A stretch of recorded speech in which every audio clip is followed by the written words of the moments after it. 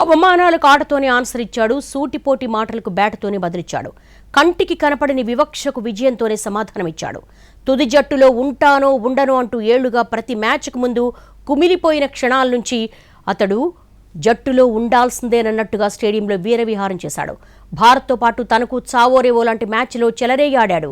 పడిలేచిన కెరటంలా దూసుకొచ్చిన సంజు శాంసన్ను చూసి దేశం గర్విస్తోంది. T20 world cup లో క్వార్టర్ ఫైనల్ లాంటి మ్యాచ్ లో భారత్ ను గెలిపించిన తర్వాత సంజు శాంసన్ భావోద్వేగమిది. ఒక్కసారి మోకాళ్లపై కూర్చున్నాడు. ఆకాశానికి చేతులెత్తి తన ఇష్టదైవానికి చెమర్చిన కళ్లతో కృతజ్ఞతలు తెలిపాడు. కొన్ని నెలలు సంవత్సరాలుగా తనలో గూడు కట్టుకున్న బాధను, విమర్శకుల సూటిపోటి మాటల వ్యధను ఒక్క ధీటైన ఆటతో దుమ్మురేపాడు సంజు శాంసన్. 11 ఏళ్లుగా తనలో రగులుతున్న బడబాగ్నిని ఒక్క ఇన్నింగ్స్తో బద్దలు కొట్టాడు. అందుకే ఇంత ఎమోషనల్. సంజు శాంసన్ ఆట తీరు చూసిన ఎవరైనా ఆశ్చర్యపోతారు. మోస్ట్ టాలెంటెడ్ బ్యాటర్ అని చెప్పేస్తారు. సచిన్ టెండూల్కర్లోని క్లాసిక్ డ్రైవ్స్, వీరేంద్ర సెహ్వాగ్లోని పవర్ఫుల్ షాట్స్, రాహుల్ ద్రావిడ్ల ఓపికతో ఆడే తీరు అతని ఆటలో కనబడుతుంది. అతను గొప్ప బ్యాటరీ అని అందరూ ఒప్పుకుంటారు. కానీ 11 ఏళ్ల క్రితం అరంగేట్రం చేసినా ఇప్పటికీ సంజుకి టీంలో చోటుకి గ్యారంటీ లేదు. ఒకవేళ ఎంపిక చేసినా గ్రౌండ్లో ఉంటాడో, పెవిలియన్కే పరిమితమవుతాడో తెలియదు. ఈ టీ20 వరల్డ్ కప్లోనూ తుది జట్టులో ఆడిస్తారని ఎవ్వరూ భావించలేదు. సూపర్ ఫామ్లో ఉన్న అభిషేక్ శర్మపైనే అందరి దృష్టి ఉంది. క్రీజ్లో రెచ్చిపోయే మరో ఓపెనింగ్ జోడీ ఇషాన్ కిషన్ జత అయితే ఎదురులేదు అనుకున్నారు. కానీ ఇద్దరూ తేలిపోయారు. వెస్టిండీస్తో చావోరేవో మ్యాచ్లో 196 పరుగుల చేజింగ్లోనూ అందరూ అభిషేక్, ఇషాన్ జపమే చేశారు. కానీ వారిద్దరూ అందరినీ నిరాశపరిచారు. ఒకవైపు నిలకడగా ఆడుతున్న సంజు శాంసన్ పై ఎవ్వరూ ఆశలు పెట్టుకోలేదు. ఇలాంటి పెద్ద మ్యాచ్ల్లో సంజు జట్టును గెలిపించిన సందర్భాల్లేవు. అందుకే అతడిపై ఎవ్వరికీ ఎలాంటి అంచనాలు లేకపోవడానికి కారణం. కెప్టెన్ సూర్యకుమార్ యాదవ్ చివరి వరకు ఆడాలని కోరుకున్నారు. తిలక్ వర్మ స్లో అండ్ స్టడీగా చెలరేగాలని ఆశించారు. అయితే వీళ్ళెవ్వరూ జట్టును విజయ పదంలో నడిపించలేదు.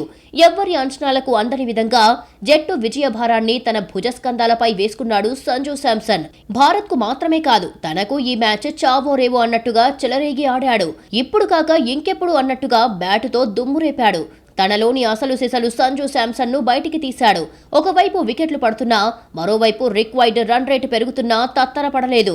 చెత్త షాట్లు ఆడలేదు. Clean hitting. Windies bowler Hosein కు మిడ్ వికెట్ మీదుగా కొట్టిన 6, చేజ్ బౌలింగ్ లో పాయింట్ మీదుగా తరలించిన డ్రైవ్, షమార్ జోసెఫ్ బౌలింగ్ లో ఆడిన స్ట్రైక్ హిట్ వేటికవే వెరీ వెరీ స్పెషల్.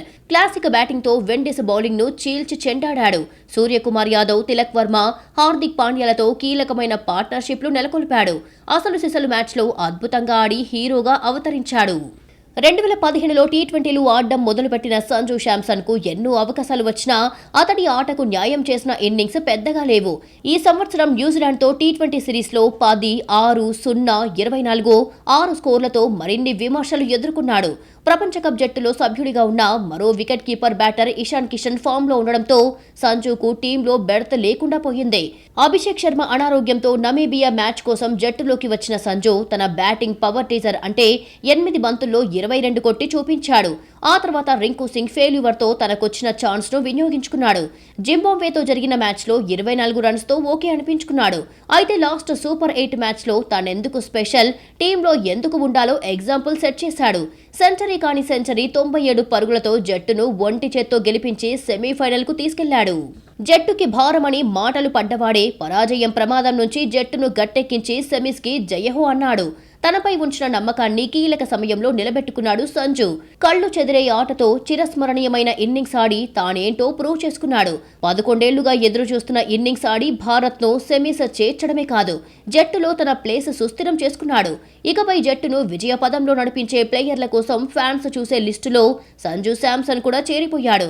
విమర్శలకు, చులకన మాటలకు, జట్టుకు భారమయ్యాడు అన్న హేళనకు మలయాళీ చామనఛాయ కుర్రాడు బ్యాట్తో ఇచ్చిన సమాధానం ఐసీసీ ఈవెంట్లో రీసౌండ్నిస్తోంది.